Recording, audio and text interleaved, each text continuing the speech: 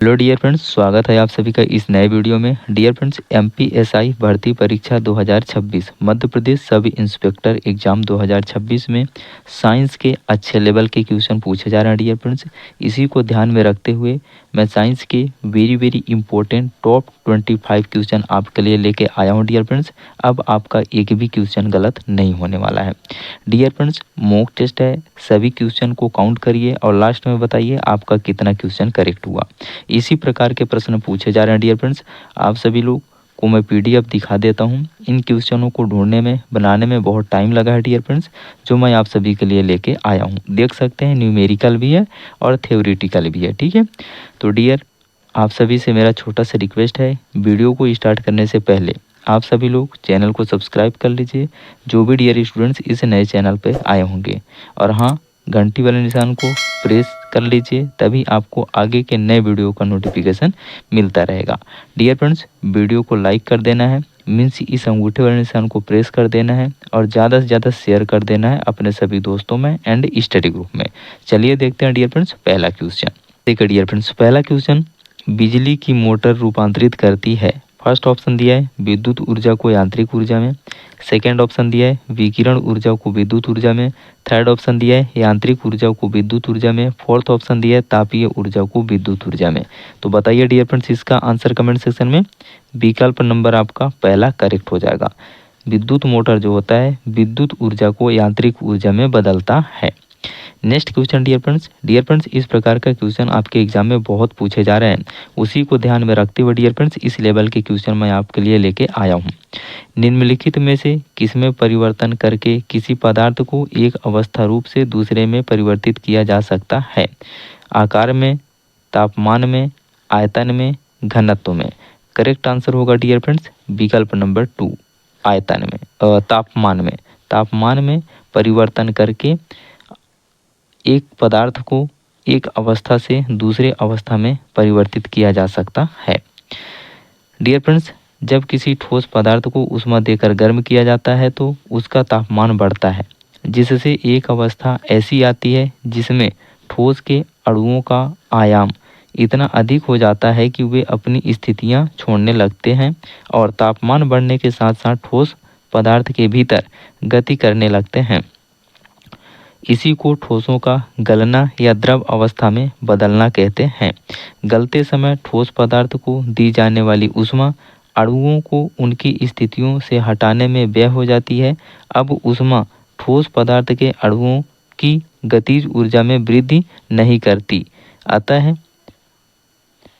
गलते समय ठोस का तापमान नहीं बदलता है और यही तापमान ठोस पदार्थ का गलनांक कहलाता है।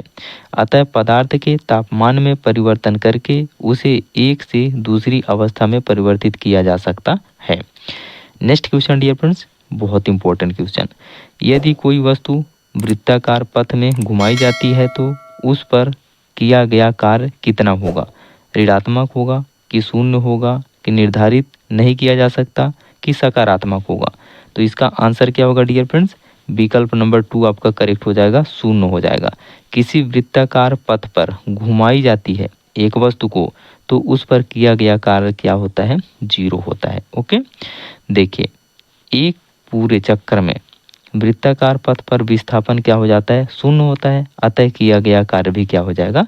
शून्य हो जाएगा। नेक्स्ट क्वेश्चन डियर फ्रेंड्स, विकिरण द्वारा ऊष्मा का स्थानांतरण मुख्य रूप से निर्भर रहता है इसकी पृष्ठ के विस्तार एवं प्रकार पर, पिंड की प्रकृति पर, इसके तापमान पर, उपरोक्त सभी। इसका करेक्ट आंसर बनेगा डियर फ्रेंड्स उपरोक्त सभी। इसकी पृष्ठ के विस्तार एवं प्रकार पर भी निर्भर करता है, पिंड की प्रकृति पर भी निर्भर करता है और इसके तापमान पर भी निर्भर करता है। डियर फ्रेंड्स, विकिरण द्वारा ऊष्मा स्थानांतरण की दर स्टीफन बोल्ट्जमान नियम द्वारा दी जाती है। यह दर वस्तु के तापमान, पिंड की प्रकृति और पृष्ठ के क्षेत्रफल व प्रकार पर निर्भर करती है, अतः दिए गए सभी कारकों पर निर्भर करती है। नेक्स्ट क्वेश्चन डियर फ्रेंड्स, बहुत इंपॉर्टेंट क्वेश्चन, ध्यान से देखिए डियर फ्रेंड्स। न्यूमेरिकल क्वेश्चन है, इसको बनाने में समय लग सकता है आपको, लेकिन मैं एक बार समझा दूंगा तो दोबारा आपसे गलती नहीं होगा और बहुत कम समय में इसको सॉल्व कर पाएंगे। यदि दो वस्तुएं के बीच की दूरी सामान्य दूरी से 6 गुना अधिक हो जाए तो एफ हो जाता है। डियर फ्रेंड्स, जो गुरुत्वाकर्षण बल एफ होता है ना, एफ बराबर होता है गुरुत्वाकर्षण नियतांक जी multiply by m1 into m2। ठीक है, पहले वस्तु का द्रव्यमान गुणे दूसरे वस्तु का द्रव्यमान बटे में आपका आ जाएगा दोनों वस्तुओं के बीच की दूरी का स्क्वायर। ठीक है, अब ये फार्मूला होता है पहले ये। ठीक है, यदि दो वस्तुएं के बीच की दूरी समान दूरी से 6 गुनी अधिक हो जाती है, जब समान दूरी रहती है तो ये फार्मूला रहेगा।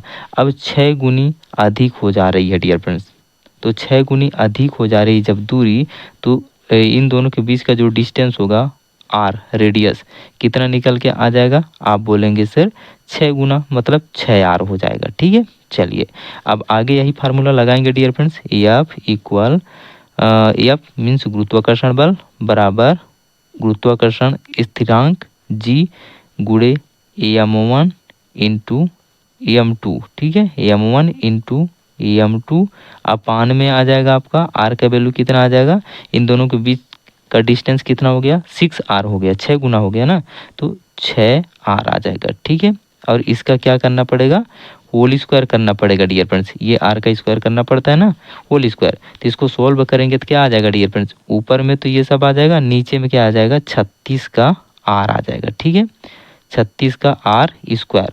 तो यहाँ पास डियर आप देख पा रहे होंगे कि यहाँ जो वैल्यू दिया है ये वाला और यहाँ ये वाला वैल्यू, तो कितने गुना हो गया, ये 1/36 गुने के बराबर हो गया। ठीक है, ऊपर तो ये सेम है दोनों में। ठीक है, गुरुत्वाकर्षण स्थिरांक जी और पहली वस्तु का द्रव्यमान गुणे दूसरी वस्तु का द्रव्यमान, इसमें भी ऊपर है और इसमें भी ऊपर है दोनों में। ठीक है, तो ये 1 हो जाएगा और नीचे क्या आया आर स्क्वायर, इसमें भी है लेकिन नीचे इस वाले कंडीशन में सेकंड वाले में 36 आर स्क्वायर है, तो ये 1/36 के बराबर हो जाएगा। देखिए किस ऑप्शन में है डियर फ्रेंड्स, विकल्प नंबर 2 आपका करेक्ट हो जाएगा 1/36 गुना। नेक्स्ट क्वेश्चन डियर फ्रेंड्स, क्रमशः 2 ओम और 3 ओम प्रतिरोध वाले दो प्रतिरोधों के समांतर संयोजन का प्रभावी प्रतिरोध कितना होगा। अब ये भी न्यूमेरिकल क्वेश्चन है डियर फ्रेंड्स। देखिए समांतर प्रतिरोध निकालना होगा ना, तो इसका फार्मूला होता है dear friends 1/r equal 1/r1 plus 1/r2 plus 1/r3, इसी प्रकार से आगे बढ़ते जाता है डियर फ्रेंड्स। अगर श्रेणी क्रम प्रतिरोध निकालना है तो इसमें सिर्फ r इक्वल r1 पहली प्रतिरोध प्लस दूसरी प्रतिरोध प्लस तीसरी प्रतिरोध और डॉट डॉट डॉट आगे जुड़ता जाता है। तो यहाँ आपको क्या निकालना है डियर फ्रेंड्स, समानांतर संयोजन में कुल प्रतिरोध निकालना है। तो डियर फ्रेंड्स 1/r बराबर हो जाएगा क्रमशः 2 ओम और 3 ओम वाले दो प्रतिरोध हैं। ठीक है, तो पहला 1 क्या आ जाएगा 2 ओम आ जाएगा। ठीक है, और प्लस का 1/3 ओम आ जाएगा। अब इसको ऐड करेंगे डियर फ्रेंड्स, तो 1/r इक्वल इन दोनों का एलसीएम कितना हो जाएगा 6 और 2 तिहाई 6 और इधर 3 दूनी 6, तो 1/r इक्वल 3 2 5/6 आ जाएगा। 5 प्रतिरोध इक्वल 6 आ जाएगा। यहाँ से आप r का मान निकालेंगे तो 6/5, 5 1 कम 5 बचेगा कितना 1, 5 दूना पॉइंट लगाएंगे 5 दूना 10, 1.2 ओम निकल के आ जाएगा। विकल्प नंबर आपका 3 करेक्ट हो जाएगा। आई होप ये क्वेश्चन भी आप सभी को क्लियर हो गया होगा। नेक्स्ट क्वेश्चन डियर फ्रेंड्स, एक वस्तु का भार पृथ्वी पर 6000 न्यूटन है, चांद की सतह पर उसका भार क्या होगा। डियर फ्रेंड्स, पृथ्वी के सतह पर जो वजन होता है उसका 1/6 भाग वजन चांद पर होता है। ठीक है, तो पृथ्वी पर किसी वस्तु का वजन कितना दिया है 6000 न्यूटन दिया है। ठीक है, तो चंद्रमा पर उसका भार कितना हो जाएगा 1/6 हो जाएगा, तो 6 1 कम 6 1000 न्यूटन निकल के आ जाएगा चंद्रमा पर उसका भार। किस ऑप्शन में दिया है, विकल्प नंबर 4 आपका करेक्ट हो जाएगा। ओके, देखिए यहाँ दिया भी हुआ है चंद्रमा पर गुरुत्वीय त्वरण पृथ्वी के गुरुत्वीय त्वरण का लगभग 1/6 गुना होता है। ठीक है, अतः चंद्रमा पर वस्तु का भार पृथ्वी पर उसके भार का 1/6 होगा। चंद्रमा पर भार कितना हो जाएगा 6000 न्यूटन बटे का 6 हो जाएगा, तो 1000 न्यूटन निकल के आ जाएगा। ठीक है, चलिए नेक्स्ट क्वेश्चन डियर फ्रेंड्स, जल में डुबोए जाने पर कोई छड़ पात्र के अंतरा पृष्ठ पर चिपटी हुई प्रतीत होती है, यह खाली स्थान का एक उदाहरण है। विकल्प नंबर फर्स्ट, प्रकाश के विस्थापन, प्रकाश के अपवर्तन, प्रकाश के संचरण, प्रकाश के परावर्तन। करेक्ट आंसर बनेगा डियर फ्रेंड्स विकल्प नंबर 2, प्रकाश के अपवर्तन के कारण ये घटना होती है। जल में डुबोए जाने पर कोई छड़ पात्र के अंतरा पृष्ठ पर चिपटी हुई प्रतीत होती है, यह प्रकाश के अपवर्तन का एक उदाहरण है। प्रकाश की किरणें जब तिर्यक रूप से आपतित होकर एक माध्यम से दूसरे माध्यम में जाती हैं, तो दूसरे माध्यम में प्रकाश किरणों के पथ में परिवर्तित होता है। इस घटना को प्रकाश का अपवर्तन कहते हैं। नेक्स्ट क्वेश्चन डियर फ्रेंड्स, 2 ओम के 2 प्रतिरोध, क्या बोला जा रहा है, 2 ओम के 2 प्रतिरोध यदि समानांतर क्रम में जुड़े हुए हैं तो परिणामी प्रतिरोध क्या होगा। अब यहाँ डियर फ्रेंड्स फिर से समानांतर से क्वेश्चन पूछ लिया गया, तो इसका फार्मूला क्या मैं बताया, 1/r बराबर 1/r1 प्लस 1/r2 फिर प्लस 1/r3 फिर डॉट डॉट डॉट करके आगे जुड़ता जाता है। ठीक है, तो चलिए यही फार्मूला लगा देंगे, तो 1/r इक्वल 1/2 ओम के 2 प्रतिरोध हैं, तो ये पहला प्रतिरोध हो गया और ये दूसरा प्रतिरोध हो गया। इन दोनों को जोड़ देंगे डियर फ्रेंड्स, तो 1/r इक्वल एलसीएम आ जाएगा 2 और 1 कितना हो जाएगा 2, 2 एकम 2, तो 1/r इक्वल कितना आ गया 1/1 आ गया, तिर्यक मल्टीप्लाई कर देंगे तो प्रतिरोध कितना निकल के आ जाएगा 1 ओम। विकल्प नंबर 4 आपका करेक्ट हो जाएगा। नेक्स्ट क्वेश्चन डियर फ्रेंड्स, तरल पदार्थ के घनत्व को मापने के लिए किसका प्रयोग किया जाता है, हाइड्रोमीटर, हिप्सोमीटर, फेदोमीटर, आर्द्रता मापी। करेक्ट आंसर हो जाएगा डियर फ्रेंड्स विकल्प नंबर फर्स्ट, हाइड्रोमीटर। तरल पदार्थ के घनत्व या अपेक्षित घनत्व को मापने के लिए हाइड्रोमीटर का प्रयोग किया जाता है, आर्द्रता मापी आर्द्रता मापने के लिए, और हिप्सोमीटर ऊंचाई मापने के लिए, और फेदोमीटर समुद्र की गहराई मापने के लिए। नेक्स्ट क्वेश्चन डियर फ्रेंड्स, गुरुत्वाकर्षण की वजह से उत्पन्न होने वाले त्वरण का मूल्य पर निर्भर नहीं होता है। बहुत इंपॉर्टेंट क्वेश्चन है। गुरुत्वाकर्षण जी का स्थिरांक, पृथ्वी की त्रिज्या, नीचे गिरने वाली वस्तु का द्रव्यमान यम, पृथ्वी का द्रव्यमान यम। डियर फ्रेंड्स इसका करेक्ट आंसर होगा विकल्प नंबर 3, नीचे गिरने वाली वस्तु का द्रव्यमान। क्या बोला जा रहा है प्रश्न में, गुरुत्वाकर्षण की वजह से उत्पन्न होने वाले त्वरण का मूल्य पर निर्भर नहीं होता है। किस पर निर्भर नहीं होता है, नीचे गिरने वाली वस्तु का द्रव्यमान पर निर्भर नहीं होता है। डियर फ्रेंड्स गुरुत्वीय त्वरण जी का मान वस्तु के द्रव्यमान यम पर निर्भर नहीं करता है। जो गुरुत्वीय त्वरण स्मॉल जी होता है बराबर होता है आपका कैपिटल जी गुरुत्वाकर्षण स्थिरांक मल्टीप्लाई बाय यम, पृथ्वी का द्रव्यमान अपान आपका रेडियस का स्क्वायर, जहां जी सर्वात्रिक गुरुत्वाकर्षण स्थिरांक है। अब जी का वैल्यू कितना होता है डियर फ्रेंड्स, आप सभी को कमेंट सेक्शन में लिखना है। बहुत इंपॉर्टेंट क्वेश्चन है, आपके एग्जाम में पूछा जा सकता है। यम पृथ्वी का द्रव्यमान है और आर पृथ्वी की त्रिज्या। नेक्स्ट क्वेश्चन डियर फ्रेंड्स, निम्नलिखित में कौन सा सिद्धांत सौर ऊर्जा प्रणालियों से संबंधित है, प्रकाश वैद्युत प्रभाव, प्रकाश संश्लेषण प्रभाव, प्रकाश गतिज प्रभाव, फोटोवोल्टिक प्रभाव। करेक्ट आंसर बनेगा विकल्प नंबर 4, फोटोवोल्टिक प्रभाव। फोटोवोल्टिक प्रभाव और सौर ऊर्जा प्रणालियों से संबंधित है। फोटोवोल्टिक प्रभाव वह प्रक्रिया है जिसके द्वारा फोटोवोल्टिक सेल अवशोषित प्रकाश ऊर्जा को विद्युत में परिवर्तित करती है। यह प्रणाली जीरो कार्बन उत्सर्जन के सिद्धांत पर कार्य करती है, जो पर्यावरण के लिए अत्यंत लाभकारी है। देखिए डियर फ्रेंड्स, नेक्स्ट क्वेश्चन, निम्नलिखित में से किस विद्युत चुंबकीय तरंग की तरंग दर सबसे कम होती है, रेडियो तरंग की, इंफ्रारेड की, एक्स किरण की, गामा किरण की। तो डियर फ्रेंड्स सभी का मैं तरंग दैर्घ्य और खोजकर्ता का नाम यहाँ लिख दिया हूँ, आप सभी लोग देख सकते हैं। विद्युत चुंबकीय तरंग, तरंग दैर्घ्य परिसर और खोजकर्ता।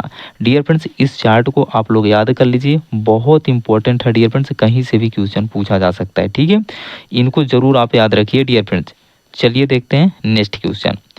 नेक्स्ट क्वेश्चन डियर फ्रेंड्स, जहाजों की गति में वृद्धि खाली स्थान पर आधारित है, फैराडे के नियम, आर्किमिडीज का सिद्धांत, न्यूटन के गति का दूसरा नियम, फ्लेमिंग राइट हैंड रूल नियम।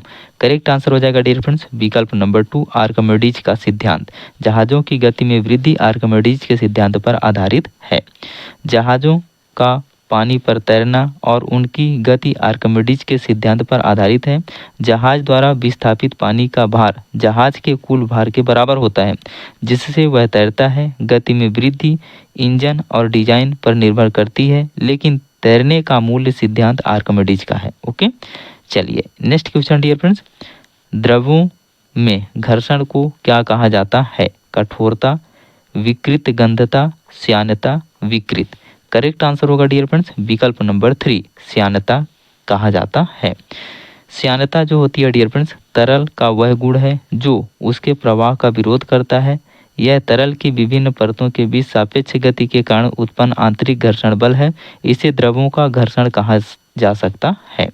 Next question dear friends, dear अभी तक प्लीज वीडियो को लाइक नहीं किए हैं तो वीडियो को लाइक कर दीजिए, तुरंत इस अंगूठे वाले निशान को प्रेस कर दीजिए डियर फ्रेंड्स, और ज़्यादा से ज़्यादा वीडियो को शेयर कर दीजिए अपने सभी दोस्तों में एंड स्टडी ग्रुप में।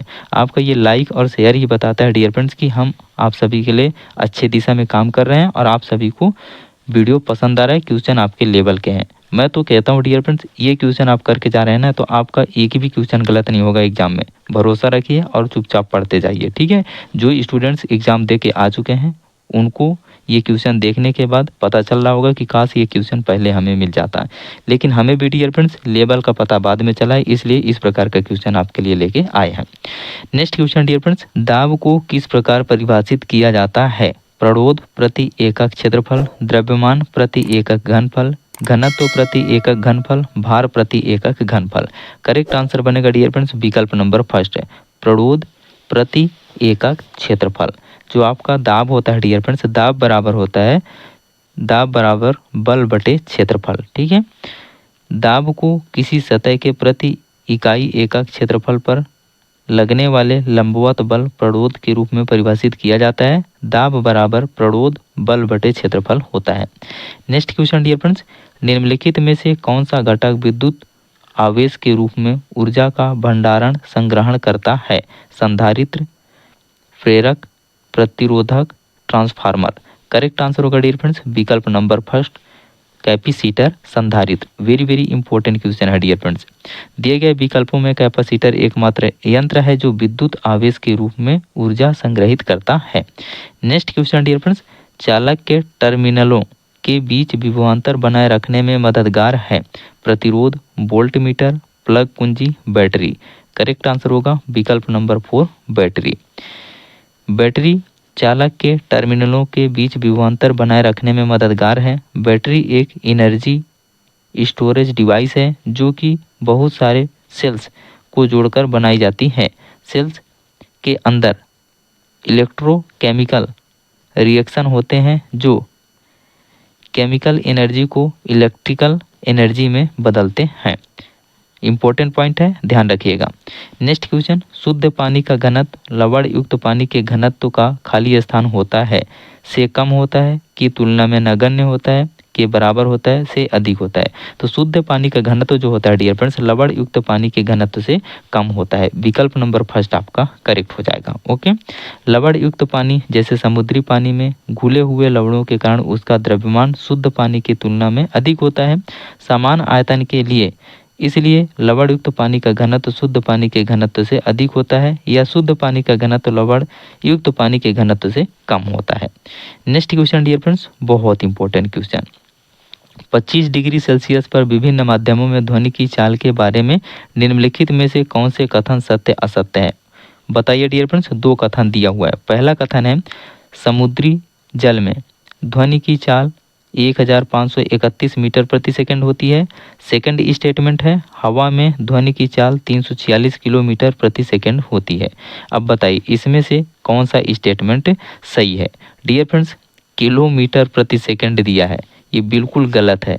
ऑप्शन जो स्टेटमेंट नंबर सेकंड है ये बिल्कुल गलत है। स्टेटमेंट नंबर फर्स्ट आपका सही है डियर फ्रेंड्स। समुद्री जल में ध्वनि की चाल 1531 मीटर प्रति सेकंड होती है। तो यहाँ केवल ए सत्य है। विकल्प नंबर फर्स्ट आपका सही हो जाएगा।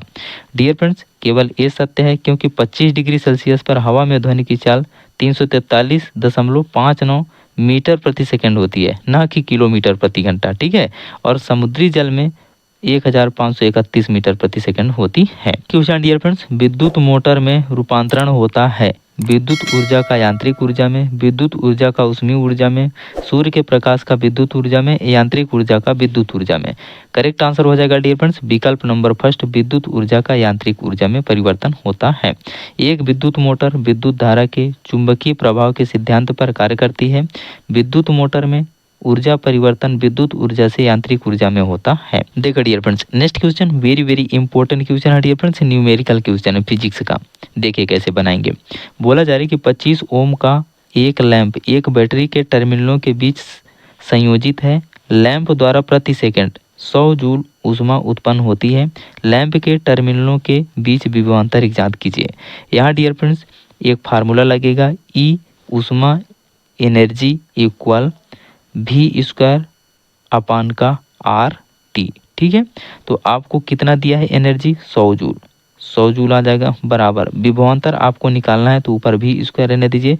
नीचे आपको रेजिस्टेंस कितना दिया है प्रतिरोध 25 ओम गुणे टी कितना दिया है प्रति सेकंड मतलब 1 सेकंड दिया है। ठीक है, इसको सॉल्व करेंगे डियर फ्रेंड्स तो ये आपका आ जाएगा 100 इक्वल वी स्क्वायर अपान 25 एक कम 25। ठीक है, बटे 1 कर देंगे, तिर्यक मल्टीप्लाई कर देंगे तो आपका आ जाएगा वी स्क्वायर अपान ये मल्टीप्लाई हो जाएगा ना, और तो ये हो जाएगा 25 गुणे का 100। ठीक है, अब ये स्क्वायर है तो दोनों तरफ वर्गमूल निकाल दीजिए, तो इधर वर्गमूल निकालेंगे तो भी आ जाएगा, इधर 25 का वर्गमूल 5 आ जाएगा गुणे 100 का वर्गमूल कितना आ जाएगा 10 आ जाएगा, तो 10 × 5 = 50। तो आपका विभवांतर कितना निकल के आ जाएगा 50 वोल्ट। देखिए किस ऑप्शन में दिया है, विकल्प नंबर 4 आपका करेक्ट हो जाएगा।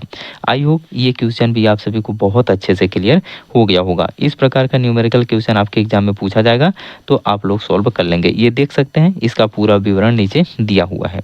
नेक्स्ट क्वेश्चन डियर फ्रेंड्स, लागू किए गए बल और विस्थापन की दिशा के बीच का कोण 90 डिग्री है तो किया गया कार्य क्या होगा, शून्य होगा। ठीक है, जब कोण 90 डिग्री का होता है तो किया गया कार्य क्या होता है, शून्य। आप देख सकते हैं डियर फ्रेंड्स यही फार्मूला यहाँ पास लगेगा, जब बल और विस्थापन के बीच 90 डिग्री होता है एंगल तो किया गया कार्य W equal force into displacement into cos 90 degree.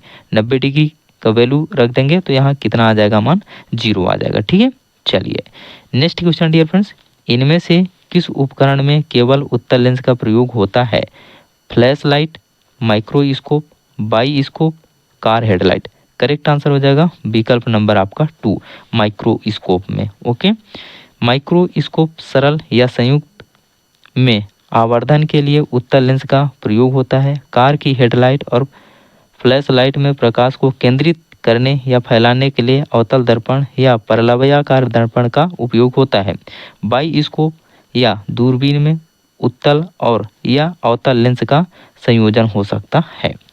Next question dear friends, वायु में ध्वनि के वेग से अधिक की चाल से यात्रा करने वाली एक वस्तु को खाली स्थान कहा जाता है, अपश्रव, अतिपराश्रव, पराध्वनि, पराश्रव। करेक्ट आंसर होगा आपका विकल्प नंबर 3 पराध्वनि कहा जाता है। वायु में ध्वनि के वेग से अधिक की चाल से यात्रा करने वाली एक वस्तु को पराध्वनि कहा जाता है। नेक्स्ट क्वेश्चन डियर फ्रेंड्स, देखिए डियर मैं आपको 25 क्वेश्चन सॉल्व करा दिया। डियर वीडियो कैसा लगा प्लीज़ कमेंट सेक्शन में ज़रूर बताइए। आपका 25 में से कितना क्वेश्चन करेक्ट हुआ ये भी कमेंट सेक्शन में लिख के जाइए। ठीक है, वीडियो पसंद आया होगा तो प्लीज़ वीडियो को एक लाइक ज़रूर करिए, इस अंगूठे वाले निशान को प्रेस करिए और ज़्यादा से ज़्यादा शेयर कर दीजिए अपने सभी दोस्तों में एंड स्टडी ग्रुप में। जो भी डियर स्टूडेंट्स अभी तक चैनल को सब्सक्राइब नहीं किए हैं तो प्लीज़ चैनल को सब्सक्राइब करके इस घंटी वाले निशान को प्रेस करेंगे तभी आगे क्लास के वीडियो का नोटिफिकेशन आपको मिलेगा। Take care, love you dear friends, मिलते हैं नेक्स्ट वीडियो में, तब तक के लिए आप सभी का आशीर्वाद। जय हिंद।